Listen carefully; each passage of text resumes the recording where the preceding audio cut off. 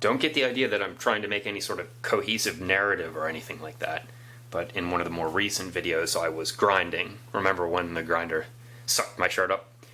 What I had done was I was building this stand, and this came with that scroll saw, and it was black and rusty, and the bottom was all, it was gone.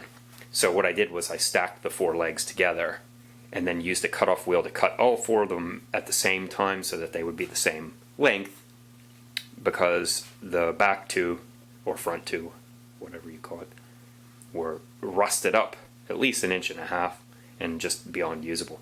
So the new problem presented itself when I started to put it together.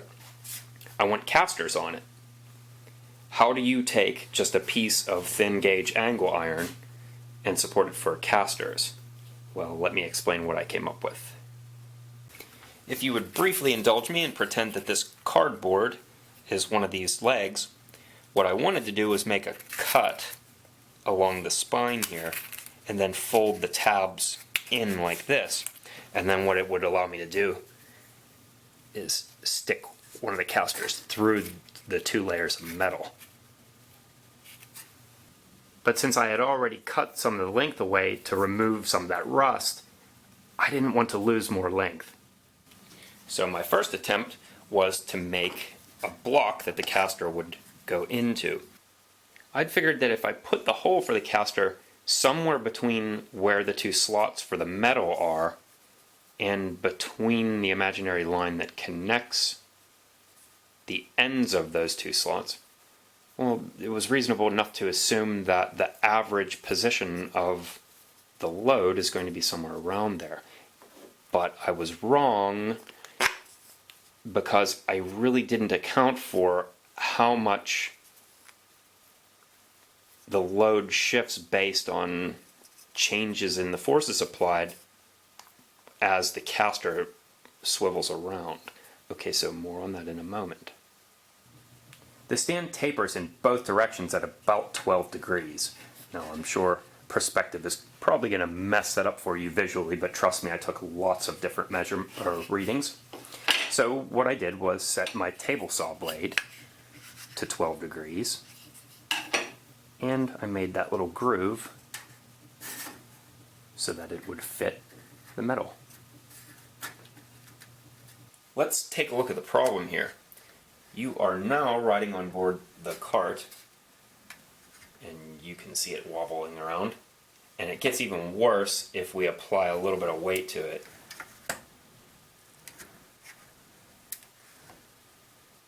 Before we proceed with how I did this, it's obligatory explanation time.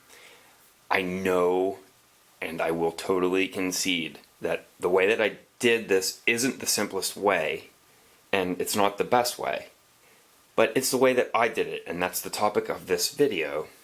And I know that there are probably better alternatives. In fact, look. So a far simpler method would be to just weld some additional material on here, but I don't weld. And some commenters might be thinking, you ain't never gonna see that anyway. Just screw a board on the side and be done with it. And then of course you get the, dude, you have way too much time on your hands, just buy a new one. Anyhow, this is called a parallelogram. Actually, this is called a hex board, and you can search my videos to find it, but why it's called a parallelogram is because its opposite sides are parallel to one another. Now let's extend this a dimension. So now if we extend the 4 sides of the parallelogram into faces that are also parallelograms, we get the parallelepiped. And this, actually the top is a square because it's made out of square stock. But a square is a special case of a parallelogram, so you can go parse definitions elsewhere should you decide that it's fun. But look what we can do with this.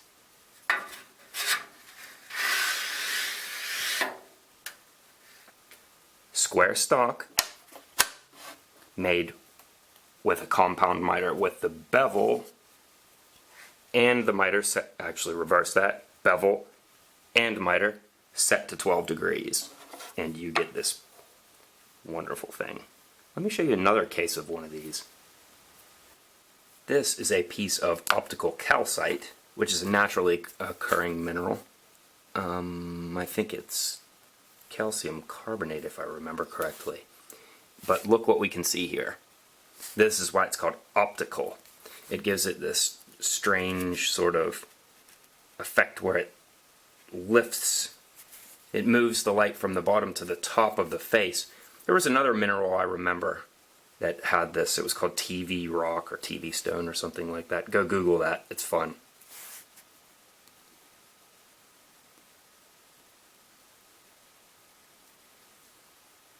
Now, at the risk of sounding overly apologetic, let me explain why I did what I did before we proceed. I didn't want to waste the stock that I had, the stock that's thick enough to fill this entire leg up. I didn't want to waste it because I need it for another project, and I also didn't have the type of casters like this that could screw to the bottom of it. So I did this a few days ago. Well, this is the solution that I eventually came up with, which is not nearly as complicated as it looks, and I'll show you how I made these fancy angles.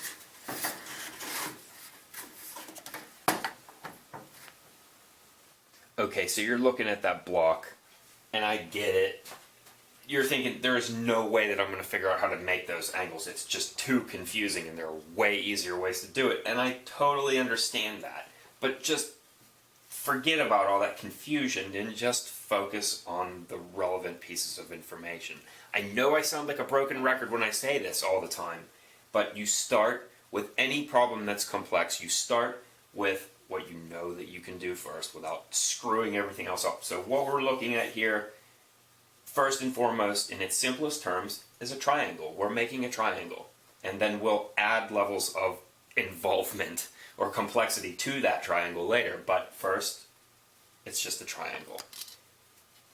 Back at the miter saw, 12 degrees and 12 degrees on both settings, and we can cut with either leg of the triangle against the fence, but I would prefer to use this one just to keep a lot of material against the fence for safety.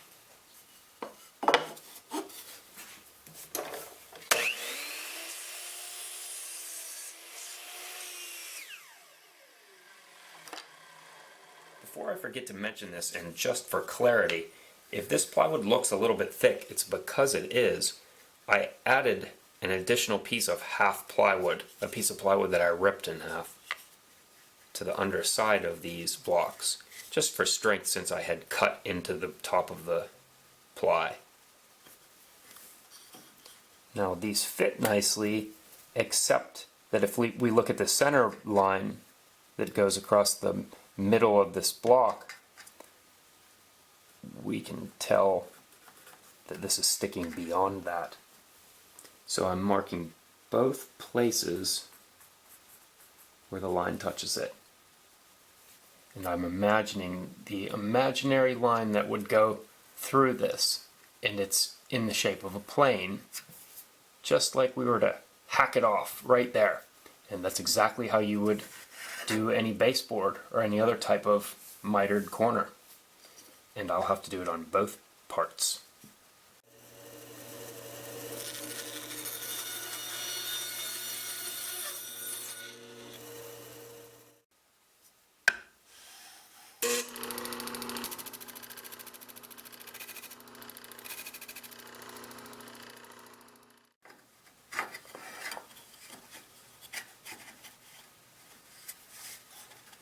Now I can use some construction adhesive to stick all three of these parts together, and then I will screw them from underneath and screw them from the angle iron. Alright, that's it. I'm going to end it there. I gave them some paint, and I want to get this project done. Whilst thou leave me so unsatisfied? Yes, I would, Romeo, because I've become bored. So bored, in fact, that I even started building one of those. So it's on to greener pastures. I want to get this fastened, mounted, and wheeled away. Yeah, I know I shouldn't do that. I shouldn't leave you on a bad note. Did you ever watch that? There's this Yale psychologist named Paul Bloom, and he made this wonderful series. It's a free online psychology course. It's something like 20 some episodes, and they're about an hour. I sat through the entire thing. I thought it was lovely.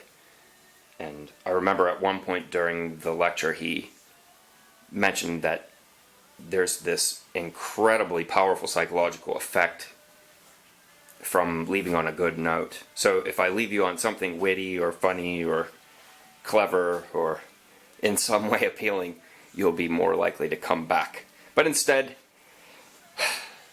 I guess I'm not so clever, so I'll just leave you on a cliffhanger and maybe watch more of these videos and you'll see how this ended up.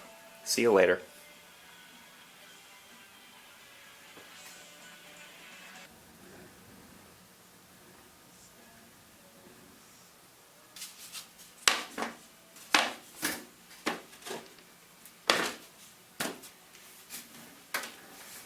Woo, that should probably mess with your eyes.